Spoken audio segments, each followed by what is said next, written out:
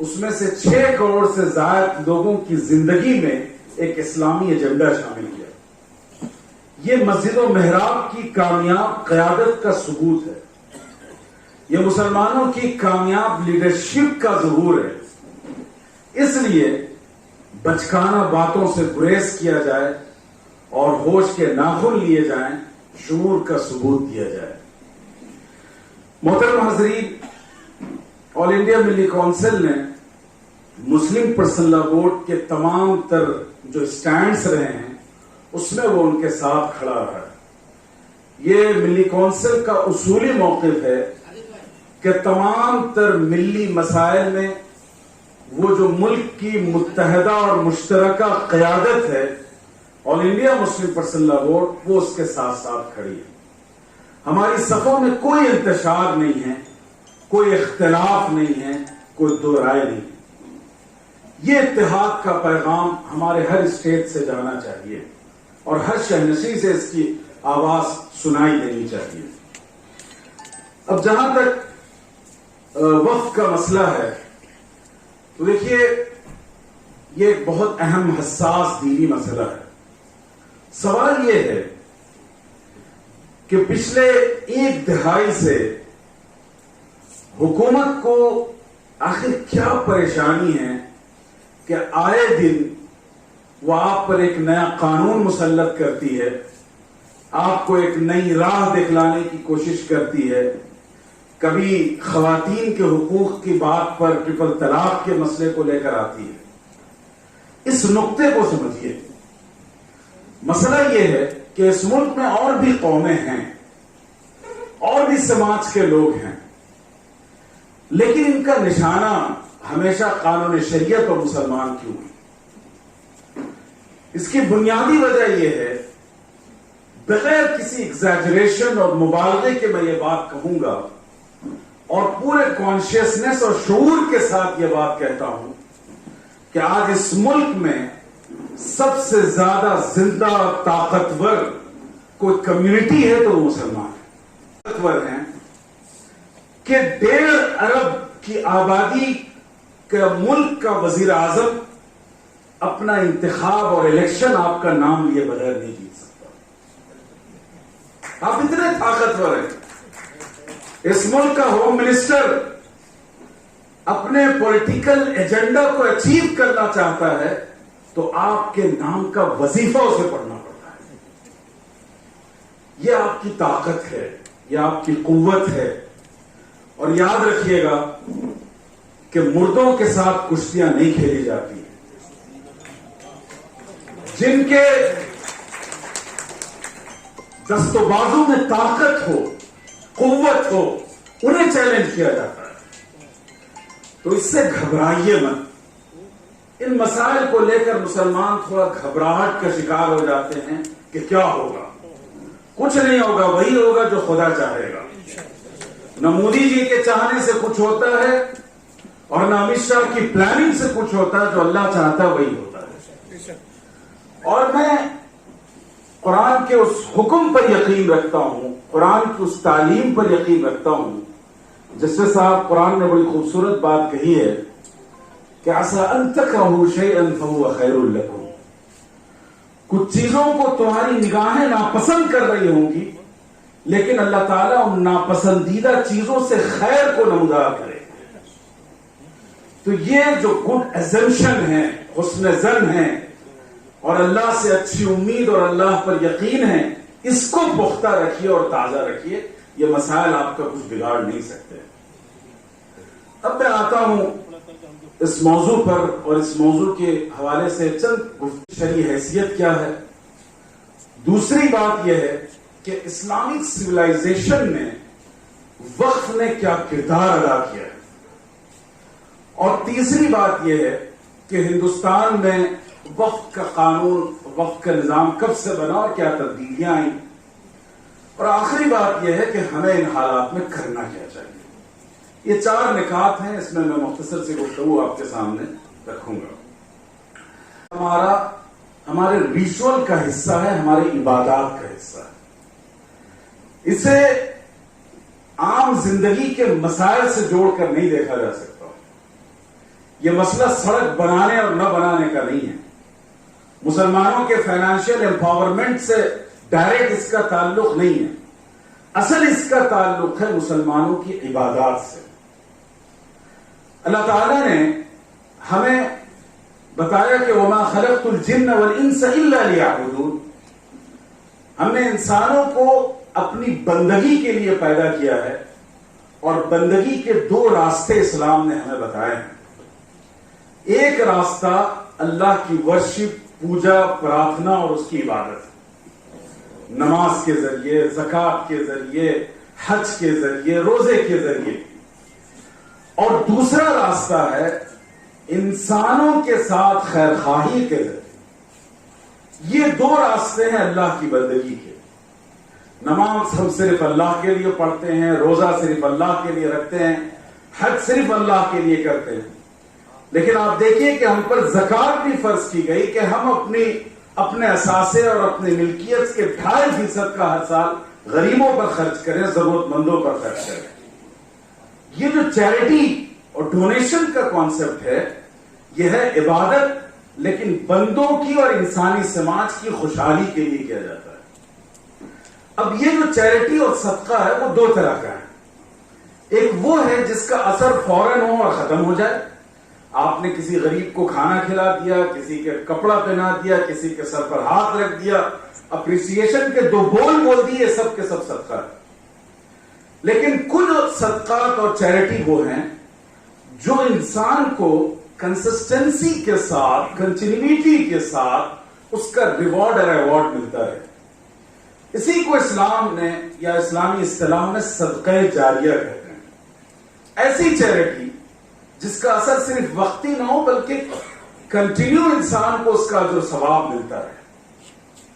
صدقہ جاریہ ہی کی سب سے طاقتور شکل اصل میں وقف ہے۔ تو وقف عبادت ہے۔ یہ مسئلہ سمجھنا اس لیے ضروری ہے کہ بہت سے مسلمان اس غلط فہمی کے شکار ہیں کہ وقف پر کون سا ہمارا کنٹرول ہے، ہمیں کیا فائدہ ملتا رہا۔ اس کا مطلب یہ ہوا کہ اگر کسی مسجد میں نمازی نہیں تھے اور کسی مسجد میں خدا نخواستہ قفل لگا ہے، تو آپ یہ کہیں کہ اس مسجد سے ہم نے کیا ہی فائدہ اٹھایا، دے دیا جائے کسی کو۔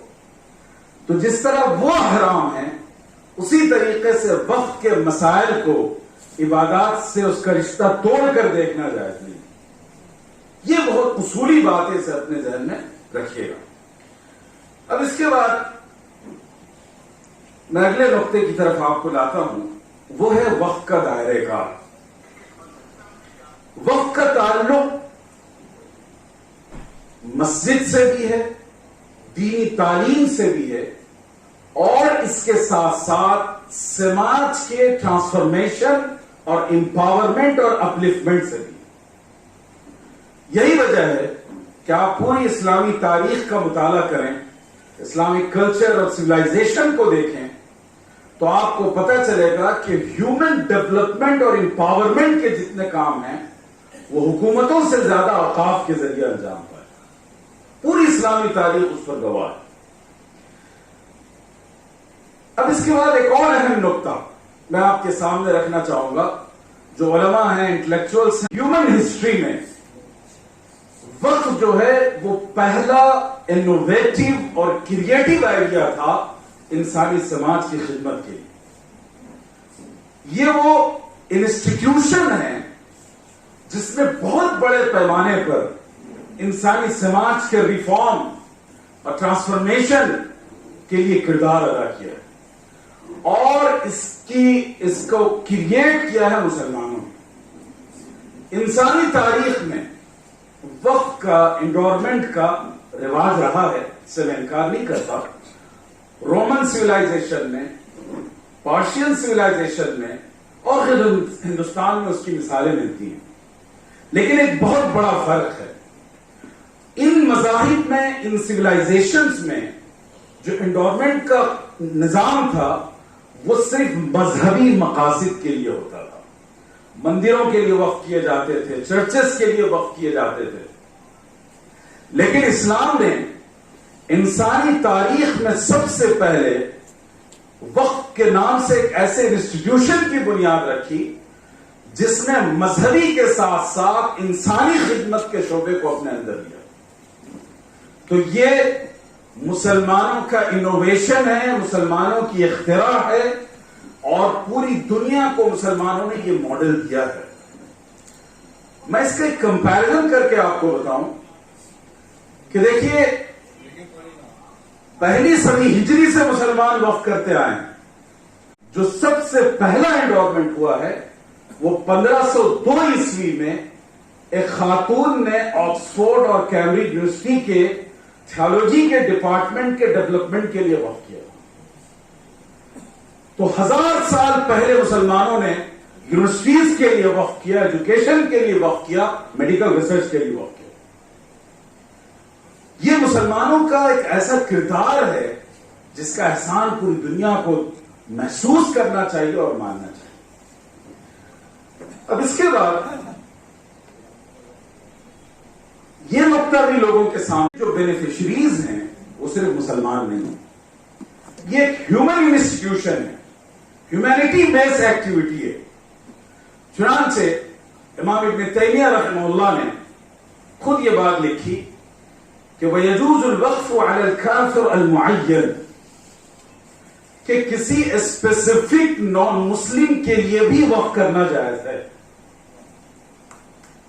یعنی ایک انکلوڈنگ مسلمان نہیں ہے، صرف تنہا ایک نان مسلم فیگر کے لیے اگر آپ وقف کر رہے ہیں تو یہ بھی جائز. یہ وقف کا نظام ہے جس کے خلاف آج ہمارا برہنہ گفتار میڈیا گالیاں نکال رہا ہے اور تہمتیں لگا رہا ہے. ان کو یہ بات سمجھنا چاہیے. اسی طریقے سے ایک بڑے فقیہ ہیں اور ان کی کتاب ہے نواظر ابن الحاج، انہوں نے یہ مسئلہ لکھا ہے کہ من حدث علی مساکین الیہود والنصارى جاز، جس نے کرسچنز اور جوش غریب لوگوں کے لیے کوئی پراپرٹی وقف کی ہے تو یہ جائز ہوگا، اس میں کوئی اشکال نہیں.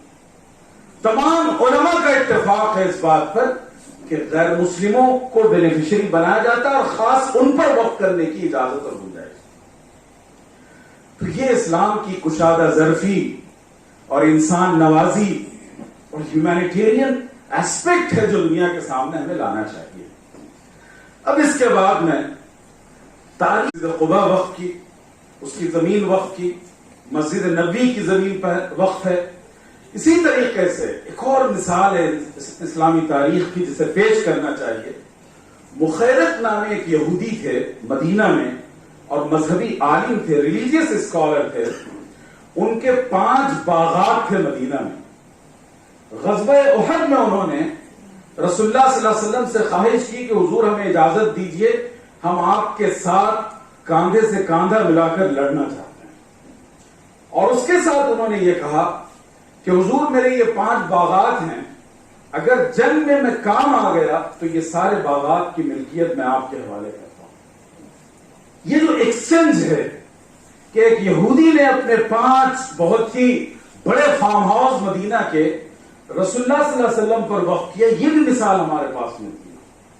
اور پھر رسول اللہ سے اتفاق یہ کہیے کہ غزوہ احد میں وہ کام آ گئے تو ان 5 باغات کی ملکیت رسول اللہ صلی اللہ علیہ وسلم کی طرف منتقل ہوئی اور رسول اللہ صلی اللہ علیہ وسلم نے پھر اس کو مفاد عامہ اور عوامی استفادے کے لیے وقف کر دیا. اس کے بعد آپ خلفائے راشدین کی تاریخ جانتے ہیں، حضرت ابو بکر، حضرت عمر، حضرت عثمان، علی، ان سب نے وقف کیا. کہا جاتا ہے کہ حضرت صفیہ نے اپنے ایک یہودی رشتہ دار کے لیے وقف کیا تھا. اسی کے ساتھ ساتھ امام شافعی رحمۃ اللہ علیہ نے لکھا ہے کہ کم سے کم 80 انصار جو تھے مدینہ کے، ان سے وقف کرنا ثابت ہے. تو وقف ایک کامن پریکٹس اور ٹرینڈ بن گیا تھا صحابہ میں. بلکہ بعض علماء نے لکھا ہے کہ جس کے پاس بھی استطاعت ہوتی وہ ضرور کچھ نہ کچھ وقف کرتا، اس لیے کہ اس کا ثواب انہیں آخرت میں ملنا تھا. بہرکیف یہ ہے. اب دیکھیے کہ مسلمانوں نے کتنے کریٹو انداز میں وقف کیے ہیں. مساجد کے لیے وقف آپ دیکھ لیے، مسجد قباء اور مسجد نبوی، پھر حرم اور فلاں فلاں، یہ ساری مثالیں آپ کے سامنے. اس کے ساتھ ساتھ مسلمانوں نے جانوروں کے لیے، اینیمل ویلفیئر کے لیے وقف کیا. آپ کو مصر میں ایک صاحب نے اپنی زمین وقف کی تھی، کس لیے؟ ان جانوروں کے لیے جو ایجڈ ہو چکے ہوں، جن کے مالک انہیں کھلا پلا نہ رہے اور جن کی دیکھ بھال نہ کرے۔ اسی طریقے سے جو پرندے موسم میں ایک ملک سے دوسرے ملک جاتے تھے، ان کے لیے وقف کیا گیا۔ ابن بطوطہ نے اپنے سفر نامے میں لکھا ہے کہ وہ دمشق کے بازار سے گزر رہے تھے تو ایک چھوٹا سا کمسن بچہ تھا، چائلڈ لیبر، اس کے ہاتھ سے کوئی برتن ٹوٹ گیا، چینی کا برتن، تو لوگوں نے اس کو کہا کہ ایسا کرو، یہ جو ٹوٹے ہوئے حصے ہیں اس کو جمع کر لو اور ہمارے ساتھ ایک صاحب کے پاس چلو، اور اس کو لے گئے ایک صاحب کے پاس۔ اس بندے نے ایک باضابطہ پراپرٹی وقف کر رکھی تھی کہ اگر کسی بیچارے کمسن کام کرنے والے بچے سے چینی کا برتن، جو زمانے میں بڑا قیمتی سمجھا جاتا تھا، ٹوٹ جائے تو اس کا بدل خرید کر دیا جا سکے تاکہ مالک اس بچے کو نہ مارے۔ دنیا ایسی مثال پیش نہیں کر سکتی۔ اسی طریقے سے وہ خواتین جو بچوں کو فیڈ کرتی ہیں اور کسی حد تک فاقہ کشی کی شکار ہیں، جس سے ان کے چھاتی میں دودھ نہیں بن پا رہا ہے، ایسی خواتین کے لیے وقف کیا گیا کہ ان کا پورا مینٹیننس جو مسلمان ادا کریں گے وقف کی تعداد سے۔ اور آج بھی حیدرآباد میں ایک وقت موجود ہے اس نوعیت کا کہ جو خواتین فیڈ کرتی ہیں اور بھوک اور پیاس کی وجہ سے ان کے چھاتی میں دودھ نہیں بن پاتا ہے، تو ان کو مینٹیننس دیا جائے گا تاکہ وہ کھائیں اور خود تندرست رہیں اور ان کے بچوں کو صحیح غذا ماں کی چھاتی سے۔ اسی طریقے سے انہوں نے اپنی تمام تر کتابیں اور اپنا گھر وقف کر دیا کہ وہ لوگ جو میڈیسن اور میڈیکل ریسرچ میں لگتے ہیں تو انہیں دوسرا کوئی غم نہ کھائے اور بال بچوں کے نان نفقے کی ذمہ داری نہ ستائے، وہ اپنے ریسرچ اور لیبرٹی میں کام کرے اور وقت ان کی پوری کفالت کرتا ہے۔ ایسے ایسے شاہکار نمونے اسلامی تہذیب و تمدن، اسلامی کلچر اور سویلائزیشن میں ہمیں ملتا ہے، دنیا اس کی مثال پیش نہیں کر سکتی۔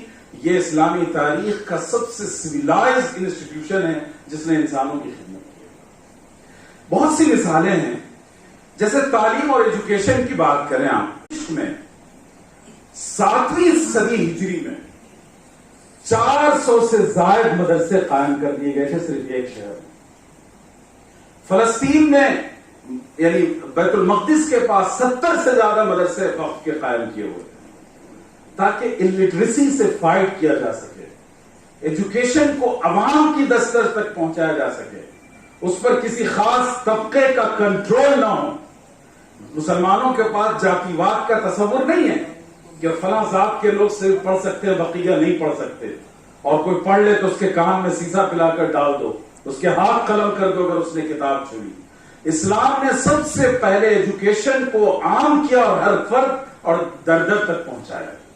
کامن ایجوکیشن کا، لازمی تعلیم کا جو حق تعلیم جس کو آج حکومتیں بنا رہی ہیں، سب سے پہلے آقا علیہ الصلوۃ والسلام نے بنایا اور فرمایا تھا کہ طلب العلم فریضۃ علی کل مسلم۔ اسی طرح اسلامی تاریخ بلکہ انسانی تاریخ میں جو بڑی بڑی یونیورسٹیز رہی ہیں، چاہے جامعہ زیتونہ ہو، چاہے وہ قرطبہ کی یونیورسٹی ہو، الازہر کی یونیورسٹی ہو، اس ملک میں جامعہ علی گڑھ ہے، جامعہ ملیہ ہے، دارالعلوم دیوبند ہے، آپ کے شہر کا مدرسہ عالیہ ہے، یہ سب کے سب وقف کے ذریعے سے قائم کیے ہوئے ادارے تھے جنہوں نے اس ملک کی خدمت کی اور اس ملک کی ترقی میں سب سے بڑا کردار ادا کیا۔ آپ علی گڑھ اور جامعہ ملیہ کی تاریخ اٹھائیں، کتنے صدر جمہوریہ، بیوروکریٹس، IAS IPS آفیسرز اور کیسے کیسے پولیٹیشین ان اداروں نے دیے ہیں، اور یہ سب کے وقف کی جائیدادوں پر تربیت یافتہ اور تعلیم یافتہ افراد۔ اسی طرح صحت اور ہیلتھ کے میدان میں اگر آپ دیکھیں تو قاہرہ میں 682 ہجری میں اموی بادشاہ نے بیمارستان کے نام سے ایک ملٹی اسپیشلٹی کارپوریٹ ہاسپٹل قائم کیا۔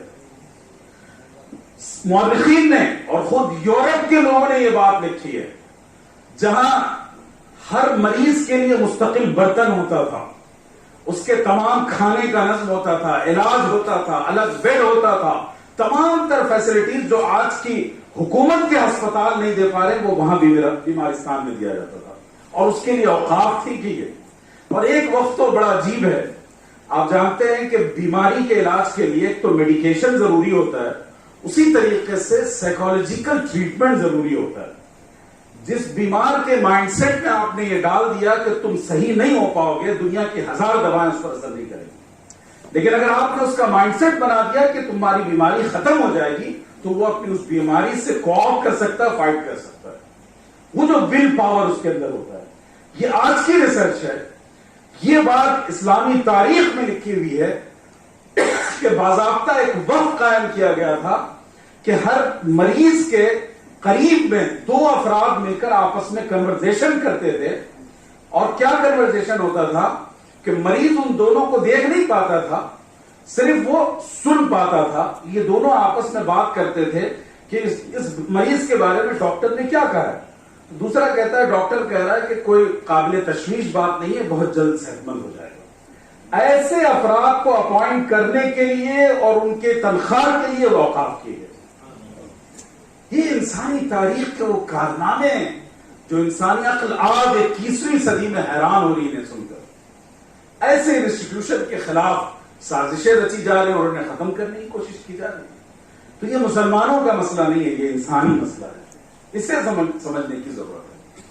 اب اس کے بعد میں آتا ہوں اگلے نقطے کی طرف. یہ مثالیں ہم نے صرف اس لیے دی کہ اس کا تعلق عبادات سے ہے, عام معاملات سے نہیں ہے, اور یہ خالص مذہبی اور دینی معاملہ ہے. اور دوسری بات کہ وقت کوئی ہلکا پھلکا انسٹیٹیوشن نہیں ہے یا چوروں اور ڈاکوؤں کا اڈا نہیں ہے جیسے ہم نے بنا دیا ہے. وقت نے انسانی خدمت کا سب سے بڑا کردار انسانی تاریخ میں ادا کیا, اس میں کوئی شک نہیں ہے, کوئی اس میں تردد کی گنجائش نہیں. اب اس کے بعد آئیے وقت کی جائیدادوں کے حوالے سے ایک ویب سائٹ ہے وامسی کے نام سے, WAMSI. آپ گوگل پہ دیکھ لیں گے, یہ حکومت ہند کی طرف سے ہے. اس میں تمام اوقاف کی جائیدادوں کا ڈیٹا دیا جاتا ہے, اکٹھا کیا جاتا ہے. اس کے مطابق 8,72,324 جائیدادیں آپ کی وقف کی ہیں. اسی طریقے سے وقف بورڈ جو ہے وہ 32 وقف بورڈ ہیں پورے ملک میں. اب تک جو ملک میں قوانین بنے, ہوا یہ کہ 1857 میں جب اس ملک سے ہم مسلمانوں کا جو اقتدار کا آفتاب تھا وہ غروب ہو گیا, تو اس کے بعد انگریزوں نے مسلمانوں کی وقف کی جائیدادوں پر بڑے پیمانے پر قبضہ کیا. ان کی بڑی بڑی کوٹھیاں دیکھ لیں, ان کے بڑے بڑے سرائے دیکھیں, کہیں نہ کہیں انہوں نے وقف کی جائیدادوں پر قبضہ کیا اور اس کی بڑی پامالی کی گئی. یہ بات بہت ہی قلق کی تھی اور تشویش کی تھی. تو علماء نے 1857 کے بعد کوشش کی کہ کسی طریقے سے ان پر کچھ کام ہو اور ان کو بچانے کی کوشش کی جائے. پھر کہ 1913 میں ایک چھوٹا سا قانون بنایا گیا. پھر اس کے بعد 1947 میں آزادی کی اس رسم سے ہم گزارے گئے. حقیقی آزادی تو اب بھی نہ ملی. ہم تو آج بھی آرزو لگائے بیٹھے ہیں کہ آزادی کہاں ہے, چلے آؤ گلے لگا دیں. تو بہرحال 1947 کے بعد یہ ہوا کہ 1954 میں ایک قانون بنایا گیا وقف کا. پھر ظاہر ہے بہت ہی ناقص قسم کا قانون تھا. 1959 میں اس میں ترمیمات کی گئی, پھر 1964 میں تبدیلی ہوئی, پھر 1969 میں تبدیلی ہوئی. یہ مرحلہ چلتا رہا. ایک پرفیکٹ قانون جو ہے وہ آپ کو 1995 میں جا کر بنا. پھر 2010 میں 2013 میں ترمیمات ہوئی. ان تمام امینڈمنٹس میں ایک بہت بنیادی بات یہ تھی کہ یہ قوانین واقعی اس انٹینشن کے ساتھ بنائے گئے تھے کہ وقت کی حفاظت کی جائے, وقت کی پروڈکٹیوٹی میں اضافہ کیا جائے. یہ پوری 1913 سے لے کر 2013 تک کی کہانی. لیکن یہ جو 2024 میں قانون لایا گیا ہے, یہاں انٹینشن اور نیت بالکل اپوزٹ ہے. یہاں منشا یہ ہے کہ یہ جو وقت کی ایک تراث اور ایک ورثہ آپ کے پاس ہے, ایک اتنا بڑا انفراسٹرکچر آپ کے پاس ہے, اس کو ختم کر دیا جائے, ڈیمولش کر دیا جائے, اس کی بنیادوں کو ختم کر دیا جائے. کمٹمنٹس ہوئے, قانون سازی ہوئی, ان کا ان کی نیت واضح تھی کہ وقف کی جائیدادوں کا تحفظ کیا جائے اور وقف کی جو پروڈکٹیوٹی ہے اس میں اضافہ کیا جائے. ایک اہم کام اندرا گاندھی نے کیا تھا 1976 میں. انہوں نے ملک کے تمام چیف منسٹرز کو لیٹر لکھا تھا کہ اگر حکومت کہیں وقف کی کسی جائیداد پر قبضہ کیے ہوئے ہے تو یا تو اس کو خالی کر دیں یا پھر اس کا کرایہ بازار کے نرخ کے مطابق ادا کیا جائے. لیکن ظاہر ہے کسی نے سنا نہیں. تو بہرحال یہ بات آئی اور گزر گئی. اب جو صورتحال ہے کہ ابھی موجودہ جو صورتحال ہے وہ یہ ہے کہ بڑے پیمانے پر حکومت نے, چاہے وہ سینٹرل گورنمنٹ ہو یا اسٹیٹ گورنمنٹس ہوں, انہوں نے وقف کی جائیدادوں پر قبضہ کر رکھا ہے. اور جیسے میں نے صرف دہلی کی مثال دوں, دہلی ایک چھوٹا سا علاقہ ہے, وہاں کم و بیش 140 وقف کی جائیدادوں کو لے کر قانونی جنگ لڑی جا رہی حکومت سے, اسٹیٹ گورنمنٹ سے, کہ آپ چھوڑ دیجئے ہماری زمین. تو آپ اس سے اندازہ لگا سکتے ہیں کہ کس کس طرح انہوں نے ستایا ہے. میں حیدرآباد سے آتا ہوں, وہاں شمشاباد انٹرنیشنل ایئرپورٹ ہے, شمس آباد انٹرنیشنل ایئرپورٹ ہے. 1100 ایکڑ زمین ایئرپورٹ کے قبضے میں لے لی گئی اور وہ وقف کی زمین تھی. اور آپ کو حیرت ہوگی کہ اس پوری زمین میں وہاں کام کرنے والے ملازمین کے لیے ایک نمازگاہ اور مسجد بنانے کی اب تک حکومت روادار نہیں. یہ ان کی کمظرفی ہے, ان کا دوغلا پن ہے. اسی طریقے سے 32,000 کروڑ کی ایک جائیداد ہے حیدرآباد میں, 32,000 کروڑ کی.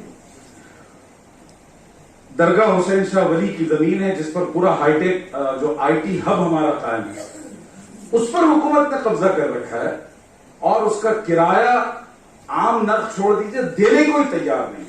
عدالت سے فیصلے آ گئے تب بھی ماننے کو تیار نہیں. تو یہ ہٹ دھرمی ابھی چل رہی ہے وقف کے ساتھ.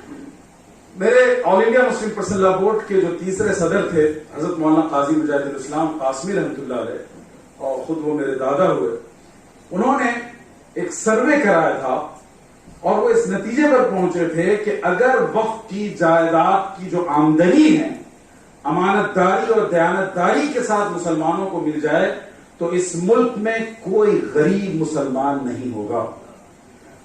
کوئی بچہ صرف پیسے کی وجہ سے تعلیم سے محروم ہو جائے, ایسا نہیں ہوگا. کوئی مریض علاج کے پیسے کے لیے تڑپے اور بلکے گا نہیں, بلکہ پورے کی پوری مسلم کمیونٹی کا ایک ٹرانسفارمیشن ہو سکتا ہے, جو حکومت نہیں چاہتی, حکومتیں نہیں چاہتی. تو یہ صورتحال ہے. تو اس سے آپ اندازہ لگائیں کہ ایک دو زخم نہیں جسم ہے سارا چھلنی, درد بیچارہ پریشان ہے کہاں سے اٹھے. اب میں آخری ایک اس کے بعد کے نقطے کی طرف آتا ہوں. سپریم کورٹ کا ججمنٹ ہے ونس اے وقف آلویز وقف. ایک بار اگر کوئی چیز وقف شمار کر لی گئی تو وہ ہمیشہ کے لیے وقف ہوگی. یہ ایک پرنسپل کی حیثیت سے قانون شریعت میں وقف کے حوالے سے اس کو انہوں نے ختم کر دیا اس میں سے. دوسری بات دیکھیے, جب یہ مذہبی معاملہ ہے تو اس میں غیر مسلم بھائیوں کی مداخلت اور ان کی شمولیت کا کیا معنی بنتا ہے. یہ ایسا ہی ہے جیسے ہندو انڈورمنٹس جو ہیں, جیسے تروپتی کا مندر ہے یا مختلف بڑے بڑے مندریں ہیں, ہم جا کر کہیں کہ اس کے جو متولیان ہیں اس میں ہمیں بھی شامل کیجیے. سکھ بھائیوں کے اوقاف ہیں, کرسچنز کے اوقاف ہیں, ہم کہیں کہ جناب ہمیں بھی کم سے کم 2 اور 5 اور 17 لوگ 12 لوگوں کو شامل کر لیا جائے. یہ کتنی نامعقول بات ہوگی, غیر اخلاقی بات ہوگی, انکانسٹیٹیوشنل بات ہوگی. ہم کیوں کسی کے پرسنل چیزوں میں مداخلت کریں, مذہبی چیزوں میں مداخلت کریں. ایک ڈیموکریٹک ملک ہے, ہر مذہب کو اپنے قوانین کے مطابق مذہبی آزادی حاصل ہے, تو اس میں ہمیں اس طرح کا انٹرفیئرنس کرنے کی کیا ضرورت ہے.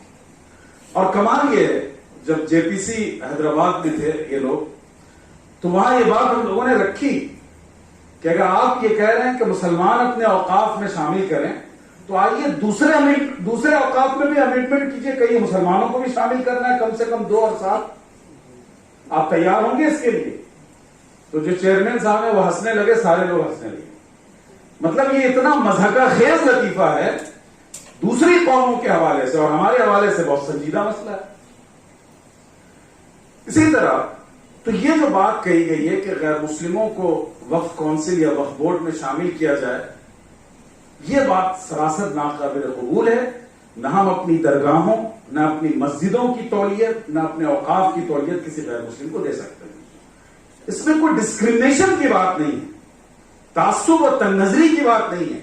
بات اصولی ہے کہ میری پراپرٹی اور میری زمین ہے، میں اپنے دین کے لیے اور اللہ کی خوشنودی کے لیے اسے خرچ کر رہا ہوں. آپ کون ہوتے ہیں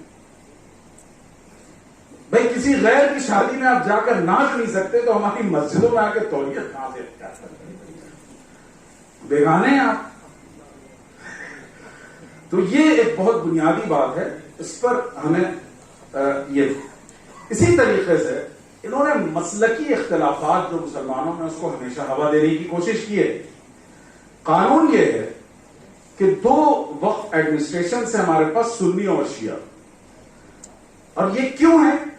چونکہ فقہ سنی الگ ہے، فقہ شیعہ الگ ہے. اوقاف کو چلانے کے دو الگ الگ طریقے، شیعہ فقہ کے اعتبار سے طریقہ الگ ہے اور سنی فقہ کے اعتبار سے الگ ہے. تو جو ہمارے آغا خانی یا بہرا بھائی ہیں وہ شیعہ فقہ کو فالو کرتے ہیں، تو کوئی مسئلہ ہی نہیں ہے نا بھائی، وہ اس فقہ کے اعتبار سے چل رہے ہیں.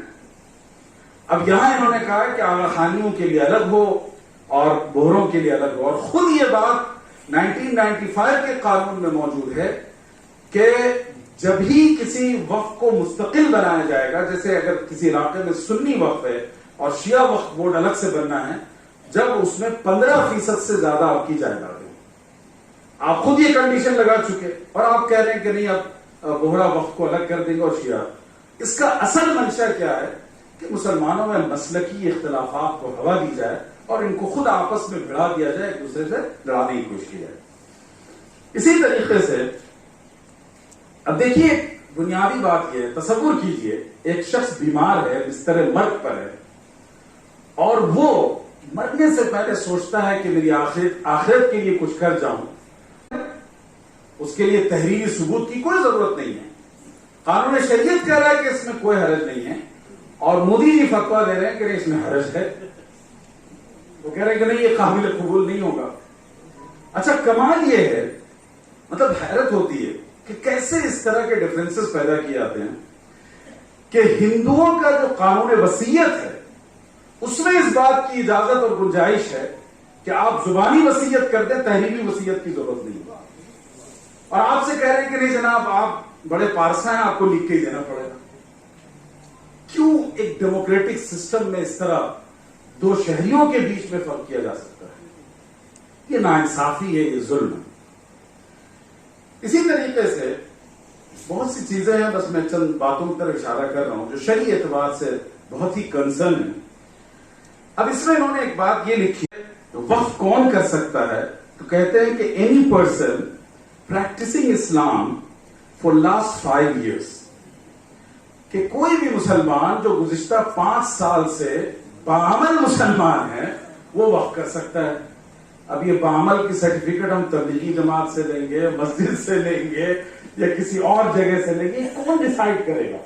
اور بعمل کا پیرامیٹر کیا ہے، معیار کیا ہے آپ کے پاس؟ بھائی داڑھی رکھنا ضروری ہے، کرتا پجامہ پہنا دیں گے آپ اس کو، کیا کریں گے؟ اور اسلام کا نظام کیا ہے؟ اسلام کے جو پرنسپلز ہے، جس وقت ایک شخص نے شہادت دی اشہد ان لا الہ الا اللہ و اشہد ان محمد رسول اللہ صلی اللہ علیہ وسلم، اسی وقت سے وہ مکمل مسلمان ہیں. ہمارے پاس ذاتی بات کا تصور نہیں ہے کہ تم شودر ہو یا فلاں ہو، تم فلاں ہو. جس وقت کلمہ پڑھا مسلمانوں کے صف میں وہی مقام ہے جو اس قوم کے قائد کا اور امام کا اور فقیہ کا. ہمارے یہاں یہ ڈسکریمنیشن نہیں ہے. اور آپ کہہ رہے ہیں کہ نہیں 5 سال عمل کرنے کے بعد آپ وقف کر سکتے ہیں. اس کا 2 بڑا اثر پڑے گا. ایک تو اثر یہ ہے کہ کون ڈیسائیڈ کرے گا کہ آپ بعمل مسلمان ہیں یا نہیں، اور کہاں سے سرٹیفکیٹ دی جائے گی؟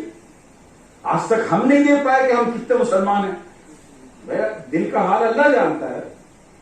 ہم تو نہیں بول سکتے کہ یہ 100% مسلم ہے کہ 50% مسلم ہے. ہم ظاہر پر رائے دیتے ہیں کہ بھئی ماشاءاللہ نماز پڑھ رہے ہیں، دین کا اہتمام کر رہے ہیں، مسلمان ہیں اور برابر ہے، سب برابر ہے. ہمارے یہاں اس کی بنیاد پر آخرت میں فیصلہ ہوگا کون کتنے % مسلمان ہیں. دنیا میں تو سارے مسلمان ہی شمار کیے جائیں گے اور سب یکساں احترام اور ایک درجے کے ہوں گے. دوسرا جو اس کا اثر پڑے گا وہ یہ ہے کہ اگر کوئی شخص مثال کے طور پر اسلام قبول کیا اور وہ وقت کرنا چاہتا ہے تو موت و حیات کا تو کوئی وقت متعین ہے نہیں. اب وہ اپنے فرشتے اجل کو کہے کہ حضور 5 سال انتظار کر لیجئے وقت کر کے ہم گزریں گے. کتنی بچکانہ باتیں ہیں. اور 5 سال، یہ 5 سال کیوں کہا آپ نے؟ کیونکہ آپ کی حکومت بدلتی ہے 5 سال میں. جو پارلیمنٹ کا ڈیوریشن ہے اسی کو ہمارے ایمان کا ڈیوریشن بنا دیا ہے. بہت ہی نان سینس، نامعقول قسم کی باتیں اس میں درج کر دی گئی.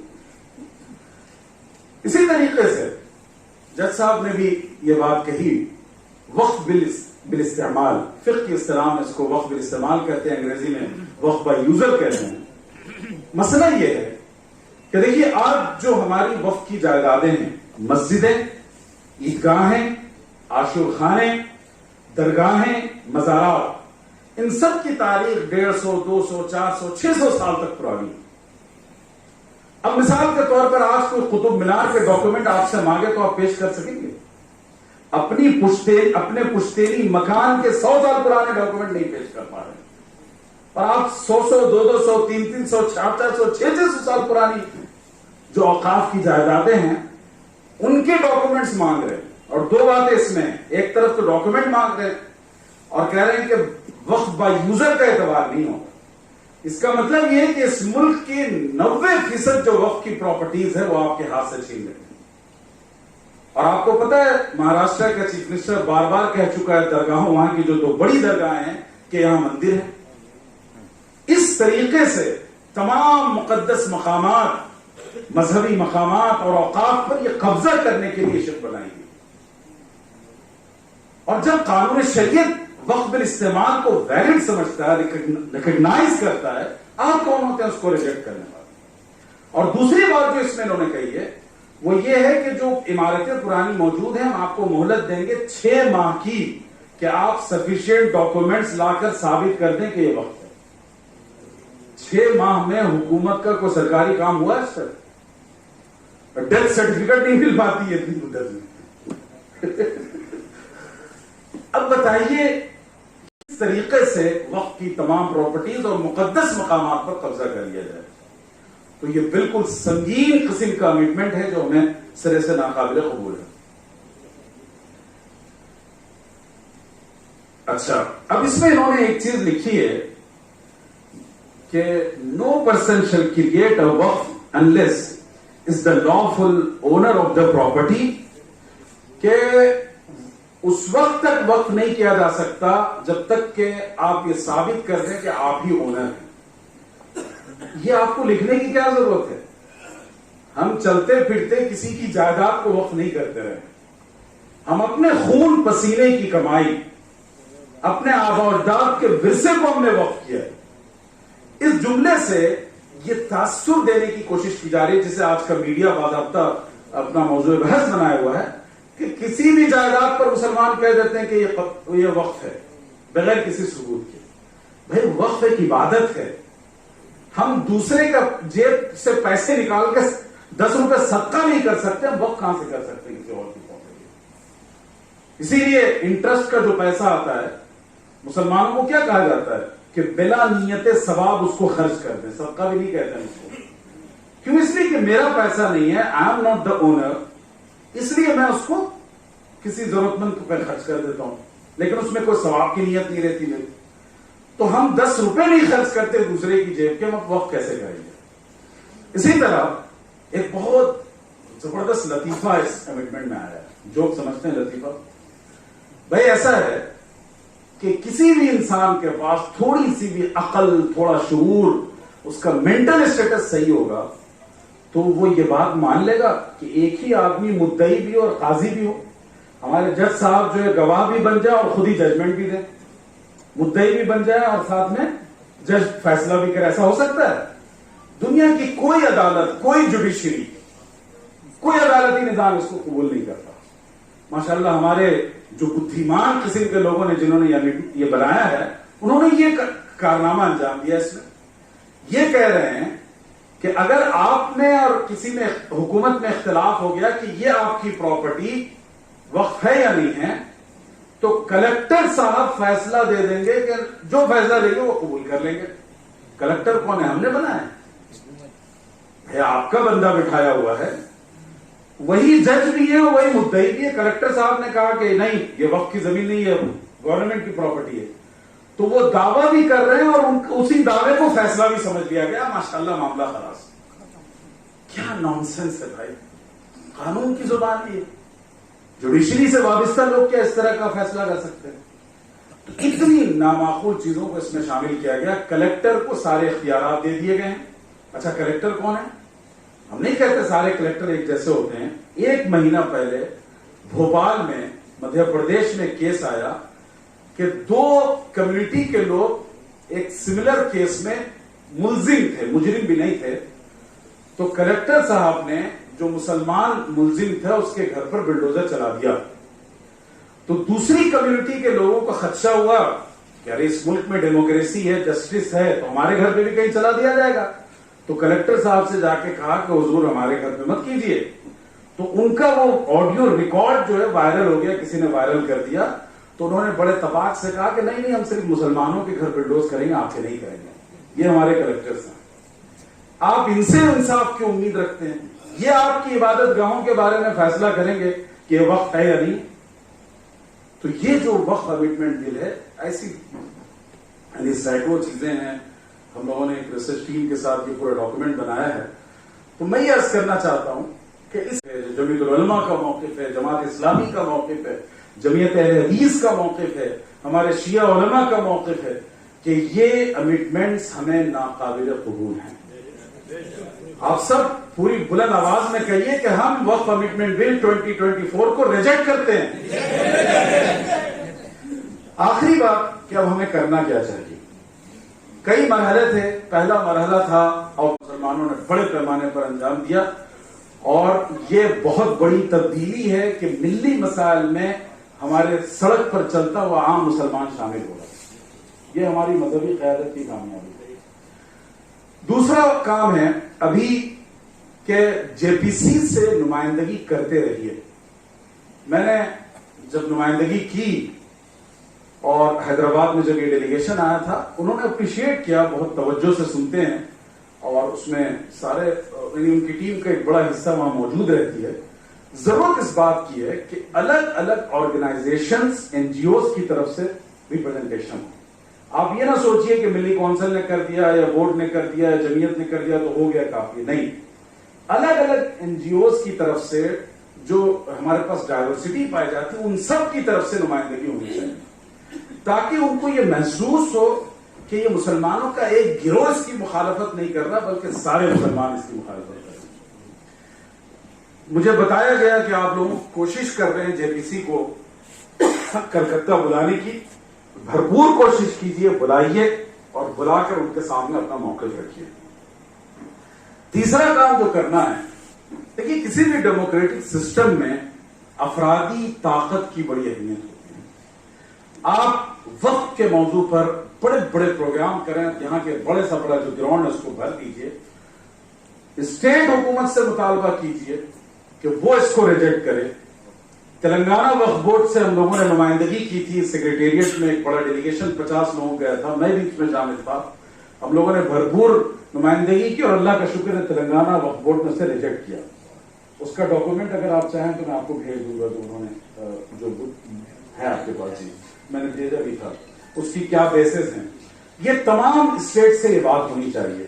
یہاں کی وزیر اعلیٰ سے آپ لوگ مطالبہ کیجیے کہ وہ state level per as a leader وہ جو ہے اس کو ریجیکٹ کریں. ان کے اچھے بیانات آئے ہیں لیکن اور واضح موقف ہونا چاہیے. دوسری پارٹیز کے جو یہاں ایم پیز ہوں ان سے نمائندگی کیجیے اور ان کو بتائیے کہ ہمیں یہ قابل قبول نہیں. اور آخری بات یہ ہے کہ یہ اس ملک کا سب سے حساس مسئلہ ہے. ہم کو جو بھی جمہوری دائرے میں رہتے ہوئے قربانی دینا پڑے گا. اور اگر اب آپ نے قربانی نہیں دی تو پھر آپ کا وجود ہمیشہ کے لیے خطرے میں رہے گا. اور یاد رکھیے کہ آزادی، عزت، حصے داری کاسے گدائی میں نہیں دی جاتی ہے، قوت بازو سے حاصل کی جاتی ہے۔ صلی اللہ علیہ وسلم محمد